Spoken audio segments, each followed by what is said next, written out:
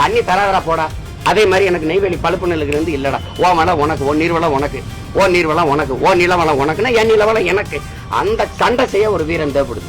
இப்படிதான் இந்த என்.டி. ராமாராவ் எல்லாம் நக்கல் பண்ணிட்டு இருந்தான். நடிகன் தானே இவர். என்ன பண்ணுவார், இந்திரா காந்தி ரொம்ப ஆட்டம் காட்டி இருந்துச்சு. ஒரே ராத்திரியில மத்திய அரசு அலுவலகத்து அப்புறம் பூட்டிட்டு சாவி எடுத்து வந்து படுத்துக்கிட்டாரு. அப்புறம் கெஞ்சின்னு கெஞ்சி அப்புறம் சமரசம் பண்ணி அப்புறம் திறந்து விட்டாரு.